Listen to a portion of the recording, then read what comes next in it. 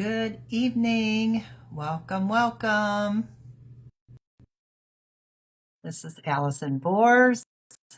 This is our first Wednesday. Well, normally do it Wednesday, but today we're switching over because Kathy couldn't do it tomorrow.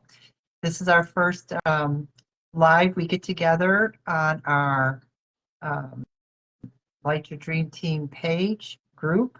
And Kathy's going to go over a few things tonight with you. Welcome. Hope everybody's doing good so far. Hold on one second.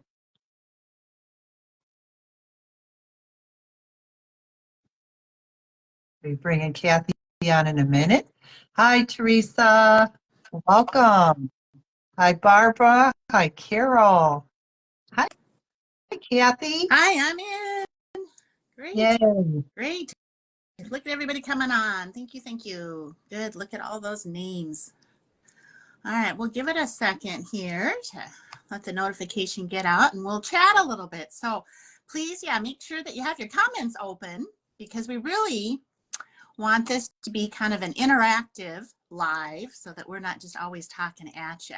We are really, the main purpose is to make ourselves available for you to ask questions. Instead of just in print form on the group, you get to ask in more of a live setting. We usually try to have a topic, some ideas to go over, but it's really meant for you guys to interact with us. So get your comments open. Tonight we're going to talk a little bit about business, the business of this candle business. So I think that's a part that gets overlooked oftentimes. We think that we're just going to get in and sell candles without looking at the concept that we are now business owners. So if you've got questions about business, inventory, tracking, taxes, put those in the comments. We'll go over that.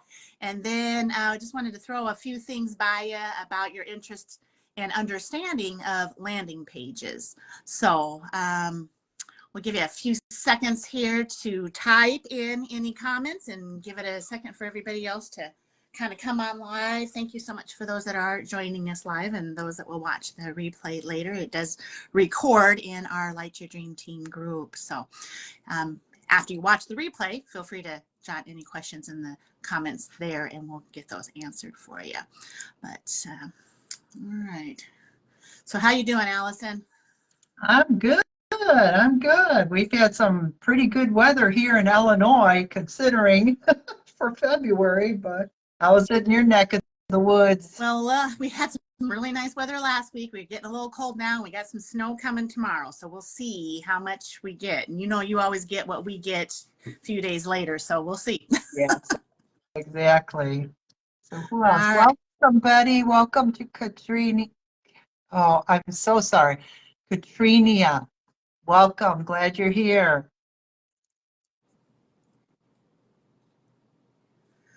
All right.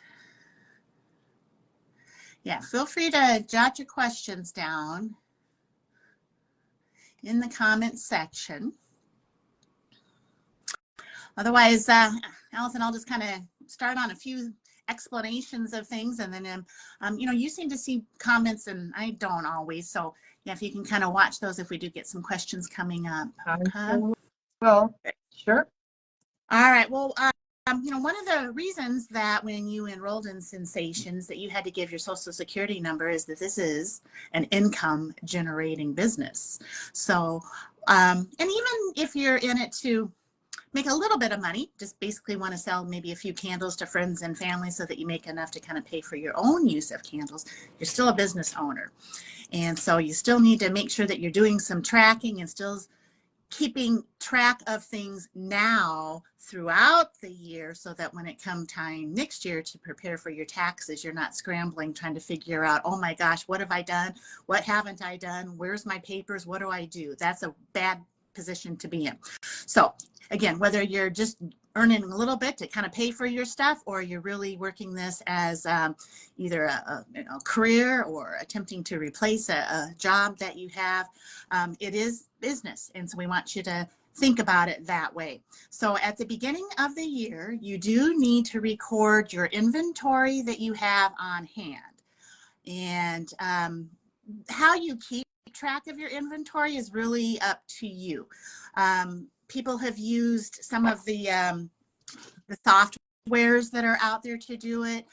We do have an Excel sheet that one of the other distributors had recently posted. We can kind of maybe make sure that's in the files, Allison. But for years, I've just done an Excel sheet. At the end of the year, I have my daughter start pulling out the candles from each of the drawers, and I'm sitting at the computer and I'm typing in, how many sweet orange and chili peppers we have? 2. Okay. And then you need to figure out what your cost is at wholesale and retail. And that can be a little bit tricky. So when you have the company pay your taxes for you, meaning you have not submitted to them a tax ID number for you and your state, where you're asking Sensations not to collect sales tax for you. You're asking them to collect it. You're not going to pay it yourself. So most everybody does it that way now. I don't. I had to recently file a sales and use tax return by February 5th. Each state is different. So sometimes it's quarterly. I think most states now have gone to a year. So if you're not having Sensations collect the tax for you at the time of your purchase, your orders, then you do need to be paying that yourself. If you are that, hopefully you know what you're doing if you've got a tax ID number, but you can certainly ask questions on that. But basically what happens is when you put an order into Sensations, they are going to charge you sales tax on the retail amount of the order, not the wholesale amount that you're purchasing from, because you're not selling to the customer at wholesale. You're going to be recouping the sales tax from your customer at the retail rate. Okay. And the sales tax that they're applying is to where they are shipping it to. Okay. So if you're shipping it to you, Barbara, I'll answer that here in just 1 second. Where do you get that tax ID number?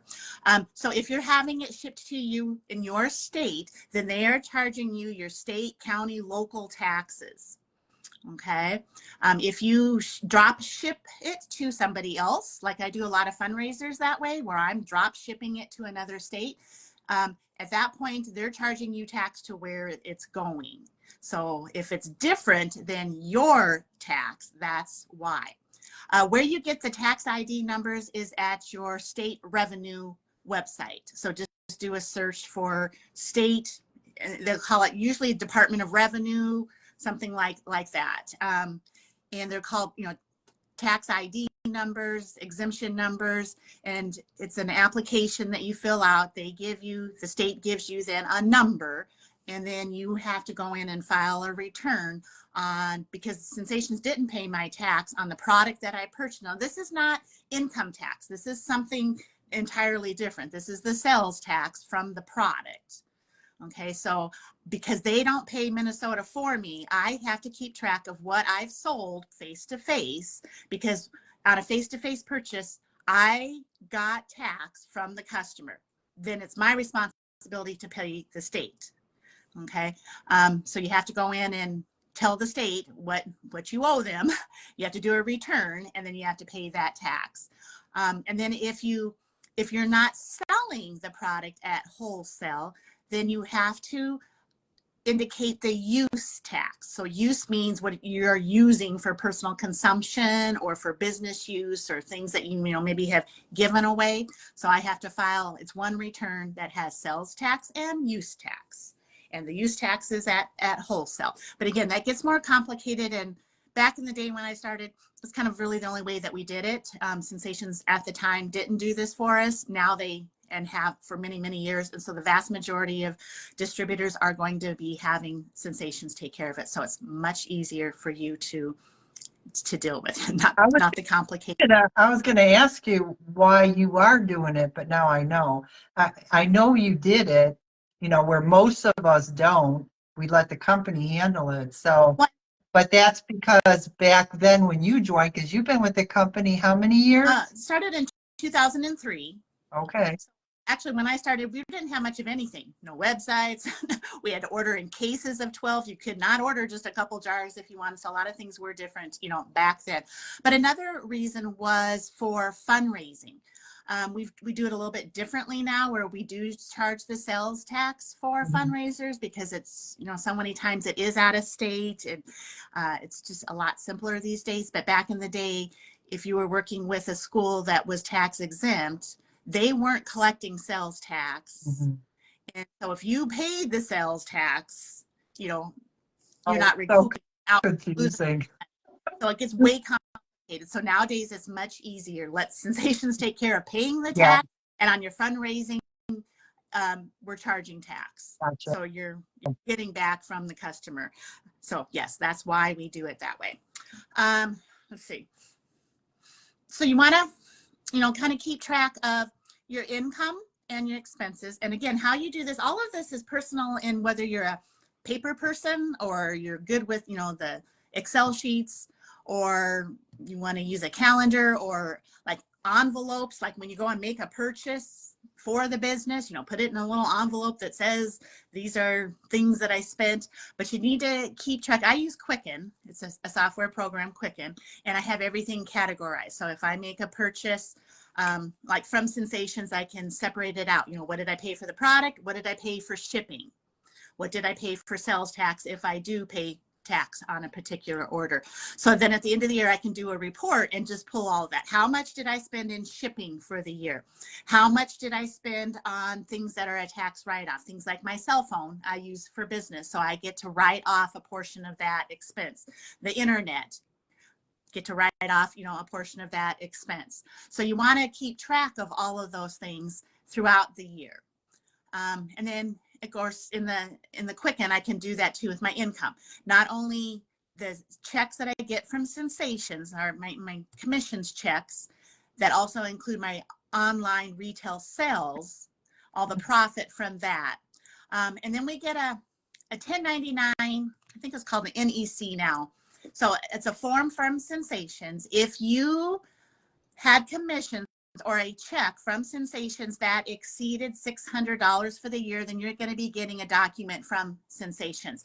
And now that I think about it, I've not received mine yet. So most companies have mine yesterday to mail them out. So yes, any time they should be arriving. So if you have over $600 in check from Sensations, you'll be getting one of those. Now, it doesn't mean that you don't have to claim that as income if it was under 600. It just means that the company is not sending this tax form directly to the IRS saying you made this much money. Okay. So again, they're not in you got yours the other day. Okay, good. So good. I'm sure they are on the way. I'll be looking forward to getting mine here soon then. The Sensations is not taking any kind of income tax from your checks. So that means not like a typical employer. They're not taking Social Security tax. They're not taking state tax, federal tax, all of those things that normally come in a paycheck. They're not taking any of that out. Basically, you're getting your full profit. So at the end of the year, then on your normal income tax, you have to tell the government how much you made in sales, in commissions, in fundraising profit. And then you would be paying a percentage, and that's going to vary for every person, again, based on states and your circumstances, how much tax then that you'll owe on your return. Now, if you've been doing a really good job of keeping track of what your expenses are, the chances are very good that, here's your income, but your expenses are going to pop that down so that your income doesn't actually look as high as it initially did, which means then that you pay less taxes. And that is the reason, but a very big reason, that we engage in small business. Okay, is to be able to write off a lot of our expenses.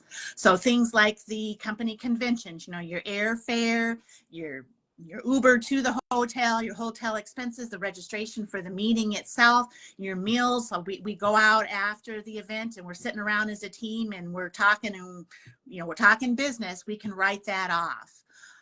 So if you have questions about, what can be written off, you can kind of ask us in the group and we can give you general advice. Obviously, we're not accountants, and so you have to, seek the advice of an accountant if you have really detailed questions. And again, every state is different, so we can kind of give you generalities.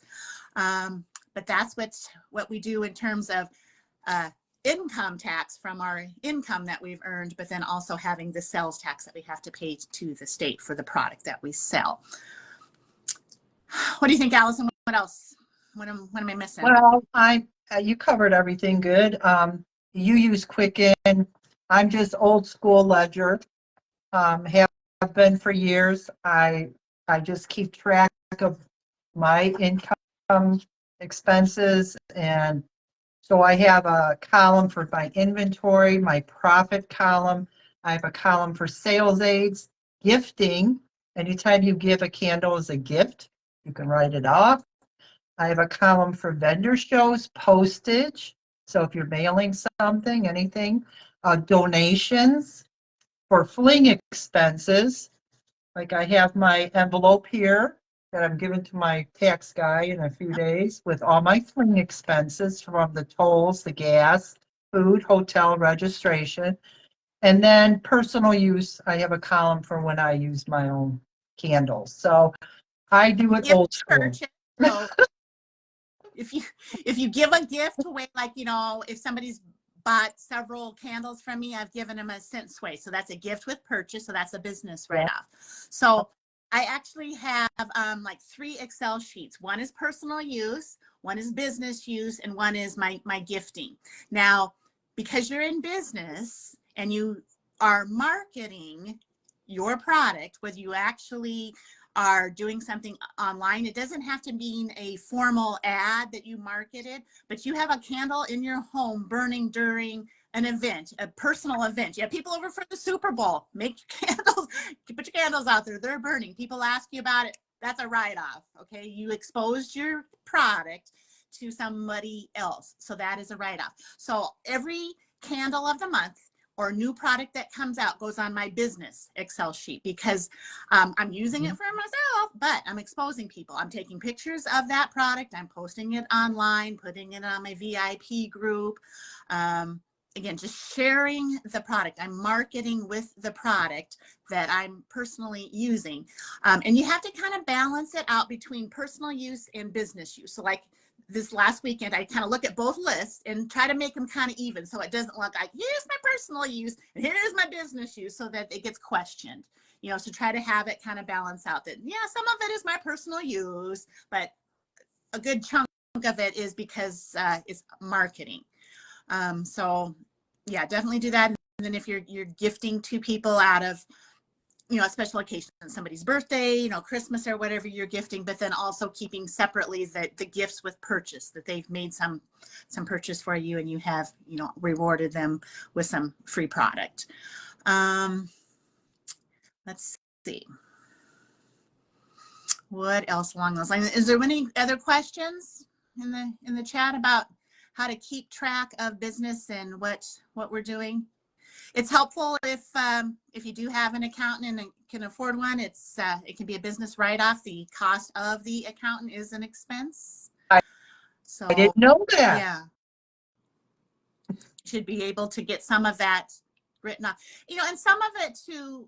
And this is where it's good to have an accountant, because there's some things that you can't write off fully. I mean, like your monthly auto ship. That is a total business expense that you can write off. But things like the internet or the phone, or, you know, the tax preparation, you might get a percentage of it, because some of that is personal, truly personal use. So you can't maybe write off the whole portion of it. And that's where an accountant kind of comes in handy, that they know how much of your expenses then that can be put towards that. And I'm sorry, I think Christina popped up a kind of a long question and it kind of disappeared before I read it all. I can read it here. She said, I always give one to my dog's vet office when I take her to get her nails cut, because she's a drama queen who hates to get her nails cut. They burn it in the waiting room, and I have gotten sales from There you that. go. Business write-off. There you go. Very I love good. it. Very good. You know what, Christina? I do the same thing when Penny Lane goes for her trims or her bath. I always give a candle, and they burn it in there. Yes. The odor no more. They love it. Yes. And so kind of, you know, and those are, you know, potential customers. That's what you're labeling your business expense as. So if I've come across somebody, yeah, brand new, order no more in the pet stores for sure. And then But some, I'm able to leave my business cards in Yeah. there, and plus that's a tip. Instead of tipping, I give her product. Right. And she loves like it. people that come into your home, service people. Yeah, we don't typically, tip them. So yeah, somebody comes in and, offer them a candle for the work that they've done. But especially if they're in a room where there's candles and they kind of notice, like, why do you have 50 candles in your home? It's easy to say, well, that's my business. Here, have one. So that's a tax write. You tax write off. You have exposed your product to a new potential customer. Yeah. And it doesn't have to be big, fancy, 16-ounce jars. Now we've got, the wonderful melts that you can either break up or, give a whole package if the situation warrants it, or the scent waste, $4.95 wholesale. You can't beat giving that away. People, think that value is so much more than the $4.95 that it costs you to do that. So yeah, anytime that you're giving product away in an attempt to expose them to your product with the thought and hope that they become a potential customer, that's a business expense. Mm-hmm. So isn't it fabulous to be in a business where we get to burn candles and write it off? So yeah. I love it. I love it. I just love this business. And it's funny you mentioned the scent sway when the fundraising driver comes, and he's a usual guy. He's a candle lover. He knows I said, which one do you want, Frank? Or else last time I gave him a scent sway for his truck, and he was so happy. He goes, oh, my truck won't be all smelly anymore. Yeah, that's awesome.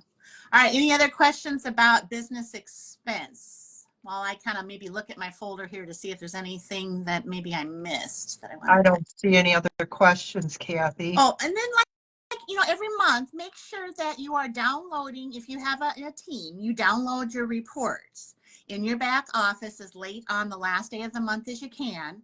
Download that report. And then I always go in, then there's several different reports in the back office that you can mark. I'm always marking what my personal volume is, what the group volume is, and then I differentiate out, how much is volume on level 1, how much is it on level 2, level 3, level 4. Write those down, and then you get commission on each of those levels at a different percentage. And then, and this is how I do the monthly reports, from that, how many new team members do we have? And then I try to, in the Excel sheet, then I can sort it by the top PVs, the top, the group volumes, and that's how I come up with those. But, and then also in the back office, there's a link where you can do customer sales. It's a customer, online customer summary. So it'll tell you how many sales were made. You made 10 sales online, and then the amount of your profit. And so that amount will show up in your paycheck the next time. So I keep track of those every month. Those data points I'm keeping track in a binder like you're showing. Let me see what else is there. Don't forget about, including your fundraising profit. Sometimes that gets a little bit tricky because, you think you're giving the majority of that money to the group, and we are with, $8 profit, but, you're profiting anywhere from, $1 to $2-ish, depending on each individual fundraiser and where you're shipping to. But remember to sort that out. That's your profit that needs to kind of go on your income tax from fundraisings, as well. Yep, that's true. So what I do for my profit, I just show the difference between what the group gave me, the $17 a candle, and then what I paid for the candles, my wholesale costs total. That is my profit, because then broken down, I have my fundraising forms, scent samples, if I bought the scent samples, whatever expenses I have for fundraising comes off there. So, but I show what my profit would be just from the wholesale costs I paid and what they paid me.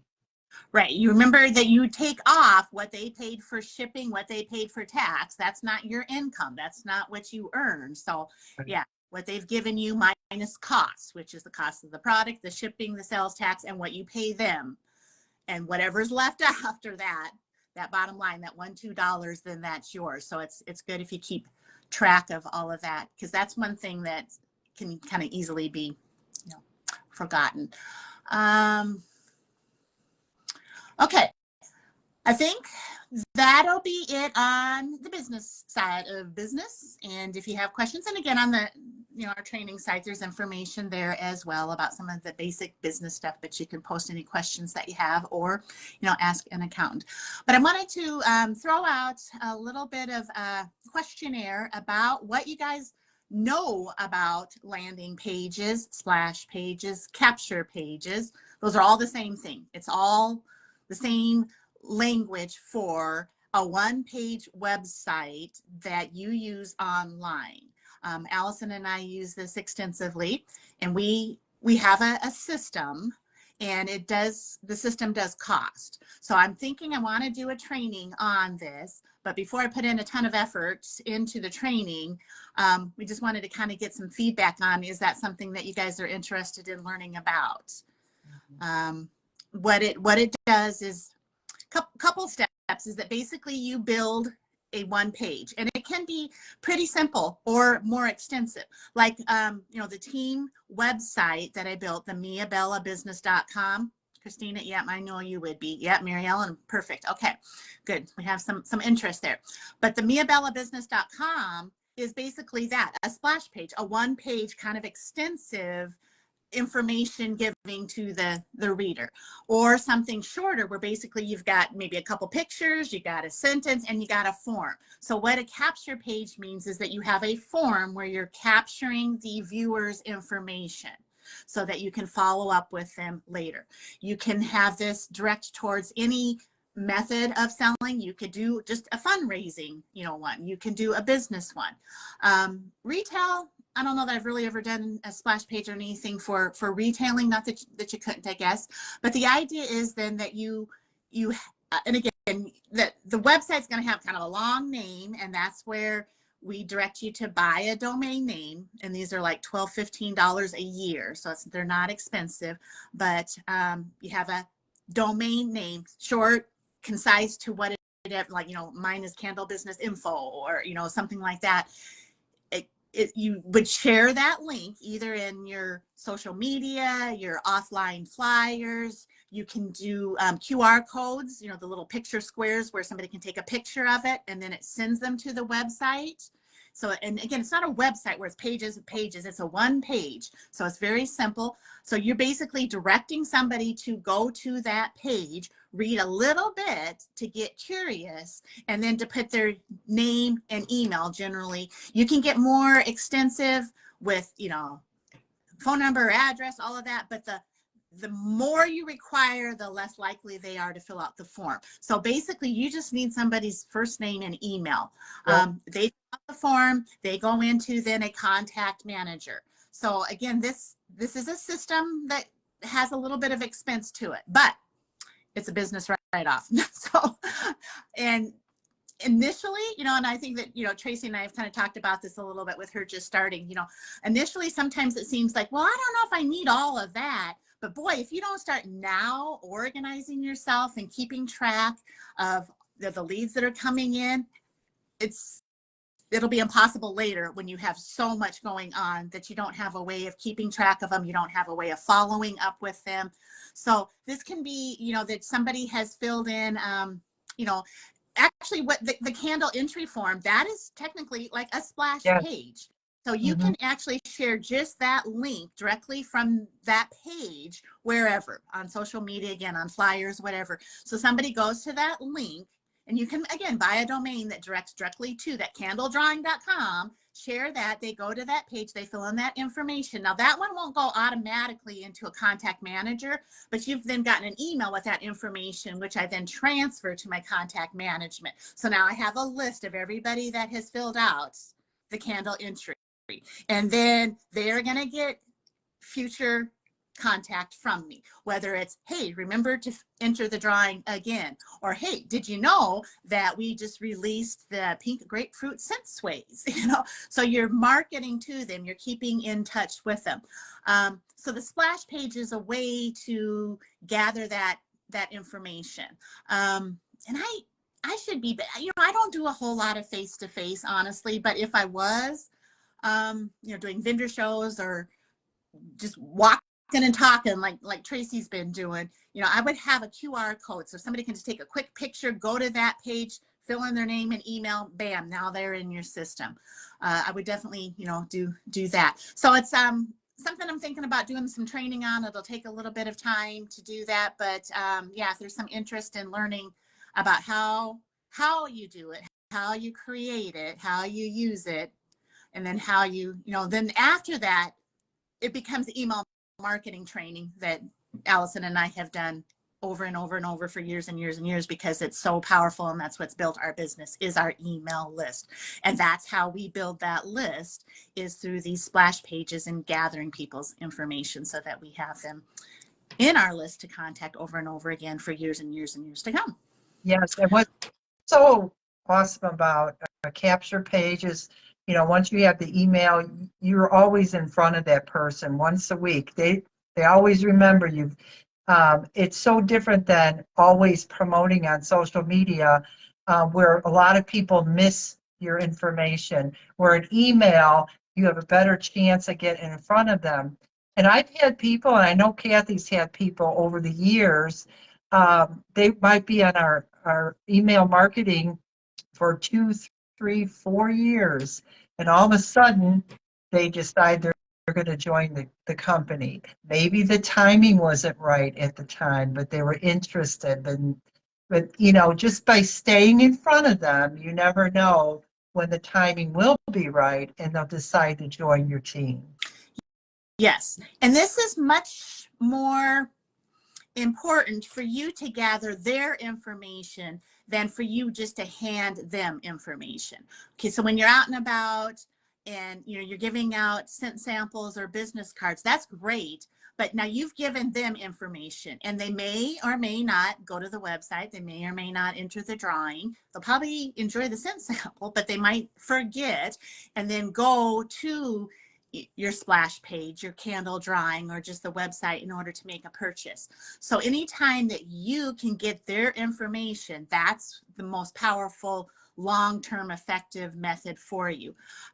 So again, like something like a QR code where you can have them do it right in front of you, or you can, and we don't have product catalogs, paper catalogs anymore, but if you're kind of in conversation with somebody, you could say, hey, I'd love to send you something, but or I don't have a catalog with me right now, but I'd love for you to be able to see our digital product guide.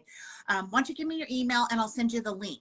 Okay, so then you capture their information, you send them the link, they can view the information. So that takes practice to be able to ask somebody, a stranger, for their information. But if you're building a relationship, you can certainly still give them your card. And if you carry a little notebook with you or something, and say, hey, when I get home, I'll send you something, a link to this page, or a link to the candle entry or the product guide, so that you can see things. So try to make it sound like you're going to give them something for them willing to give you their email. Right. And sometimes I'll always say too, when I hand out a card or I see somebody at a show and I give them my information, I'll say, oh, our company gives away free product each Monday. Be sure you enter in that candle drawing. And they're like, oh, yeah. And a lot of times they do. And then when they do, I get their information. So you want to tell them about something they're going to get out of it, for them to go ahead and take the time to do it. Right. Exactly. And if you're at a show and you can have a little frame there with the QR code directly to your candle drawing, or, a little mailing list type paper where they could write out their name and email real quick. Those are effective too. Or like even the little drawing slips, that you're going to put into a box that you're going to do your own kind of drawing for, not just the company, online drawing, but you can do your own have a little gift basket or something there on your table and say at the end of the show, I'm going to be giving away this product, this gift. So if you're interested, and you see that all the time, every show you go to of any kind, the state fair, county fair, everything like that, they're always, asking for basically you to give them their information. And for that, they're going to, sometimes they give you things, other times they don't. So you want to be most effective. Yeah, you need to offer them something. Yeah, I'm going to be giving away this product at the end of the show. So if you'd like to be, entered into that drawing, fill out this information or click on this QR code and go to the company drawing. But yeah, that candle drawing is one of the most effective things that the company does for us. It's, they collect the names, and then you get an email. Great. So it's not just the company getting the information. You're getting the email with the name, address, phone number, all of that on there, and then them checking or not checking their interest in each of the categories. You're interested in a fundraiser, buying products, becoming, a distributor. So you're getting that information, but then the company is taking on the expense of sending out that free candle every Monday. So yeah, what an awesome tool. So, utilize that. It's just a really non-threatening way to get people interested, get them to the website. So they go to the candle drawing to enter, then, then they see everything else there on your page, the banners that are floating across the top with the brand new scents and things like that. And hopefully they get excited and maybe they'll make a purchase right then and there. But honestly, I get people that do fill out that entry. They don't check any of the boxes and they don't do anything for like forever. And then all of a sudden I get an order and I'm like, oh, wow, look at that. That name doesn't sound familiar. And so I go into my contact management system and put in their email, and here their name pops up and it's like, oh, look at that. 6 months ago, they entered the candle drawing, but never did anything, since then. But if I hadn't have captured that information and continued to follow up with them, a couple times a month saying, hey, the February fragrance of the month is, pink grapefruit, or, sending out the information about, it was interesting when I did do that broadcast. I think my subject line was Mia Bellas is going on the road, something like that, for the Indiana meeting. And I got so many opens to that. A lot of that, yeah. And one girl was like, well, when are you coming to Ohio? Because, it says if you're in these areas. I'm like, well, Ohio's close to the Indiana location, but I did get a response. Somebody very interested in checking it out. But just imagine if somebody had filled out the candle entry 6 months ago, and I never did anything with that information, and I just forgot about it. They're never going to come back to make a purchase or to re-enter the drawing or potentially become a candle member or do a fundraiser with you. So capturing information is really powerful. And for those that are brand new and maybe on a low budget, that candle drawing entry is key. But for those that want to go a little bit more beyond that and develop their own design on their own capture page, where you have you have to learn how to create forms, you have to learn a few things to do that. So Allison and I have pretty effectively used that for many years, and that's my favorite part of this business, is just the whole website design and creating and all of that. So if you guys have an interest, we'll put some training together to show you how we do that. All right, any last questions? Barb asked, I have a lot of people that are leads. Can I email them about the business? Leads from your candle drawing, I'm assuming, Barb. If they have the boxes checked, definitely. If somebody, I don't know how Kathy does it, but if somebody enters the candle drawing and they have no boxes checked, they go on a separate list.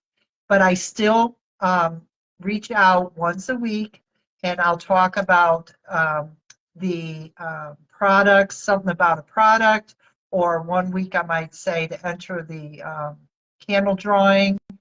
Barbara says cold leads. I'm not sure what you mean, cold leads. You have to kind of be careful that they've given you permission. Yeah. When somebody in the candle drawing, they've given you permission to use their information. Cold leads, like off of a list, and they haven't ever expressed an interest, then that's usually not a good thing, because one's going to make make you mad, that make them mad. If you're using some kind of a contact manager like Allison and I do, and you're doing that, you're sending emails out to people who didn't request the information, they're going to mark it as spam, and that's going to hurt you. It's going to really hurt your ability for your emails to go through to the people who really did want the information. So yeah, that is not a good thing to spam people. But you know, it's okay to cold reach out to people. I mean, when you go and you're walking around at a store, that's a cold lead. That's somebody you don't know, that you've never talked to before. And if they agree to enter the candle drawing, yeah, then they're no longer a cold lead and they gave you permission to do it. But if you are, I don't know, say you're at a show and you're just going around and collecting everybody's business cards, and then you go home and you put them in an email list and then start emailing them about your business, well, they never asked you for it. That would not be appropriate. So those are cold, and they're really not a lead because they didn't agree to receive information from you. So you want to be careful with that. But yeah, it doesn't mean that everybody on your list is warm market. And warm market means your friends, your family, people that you've acquaintances, parents of, you know, your friends or something. Those are your warm market. And then cold market is somebody that you don't know. And so it's okay to expose to the cold market, but you want to then get their permission in order to start emailing and contacting them about your product or your business or your fundraiser if they never really asked for it. Yeah, because when they fill out the candle drawing and even the contact form, it says right in there that they agree to receive emails. Right. So you're not spamming, they're agreeing to it. Right. And then with the system that Allison and I use, at the bottom of every one of those emails is a link which gives them the opportunity to opt out of receiving any future emails. So when they kind of go through a list of various emails, a series we call it, and if they at the end of that go, yeah, I decided this isn't for me, they can click that link and unsubscribe at any point. After the first email or the 13th email, they have an opportunity to get themselves out of receiving information from you. And that's, again, where the beauty of a system comes in versus, you know, just having like an Excel sheet with certain names. And that you can do that for a short amount of time. When you start to get too many leads, you really need some automation. But you could keep a track of a name and an email, or put it in, you know, into like your Gmail email and do it in a blind group. Don't ever put a bunch of names in the two without doing a blind copy. You don't want everybody being, exposing their email to a bunch of people. So you can kind of do that. And obviously there's not a way to opt out, but if somebody replies and says, hey, take me off your list, I don't want this information, you need to make sure that you do that.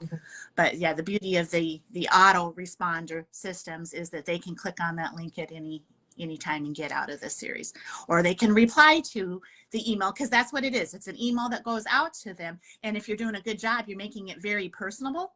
You know, you're talking in your tone of voice, how you normally would talk to somebody. You're telling about your family. That's funny. I sent out a broadcast the other day talking about, I guess maybe I was getting the pink grapefruit, how excited I was that the pink grapefruit was coming on Saturday, and my 5-year-old granddaughter was going to be here. So I tell them something personal about me. So I'm really excited for her to be here, and that we're going to get the candles, and my daughter's going to be here. We're all going to open the candles at the same time, and how exciting that is. So they get to know a little bit about me. But then my son saw it, and he's like, Mom, do you not even know how old your granddaughter is? She's not 5. And I'm like, what?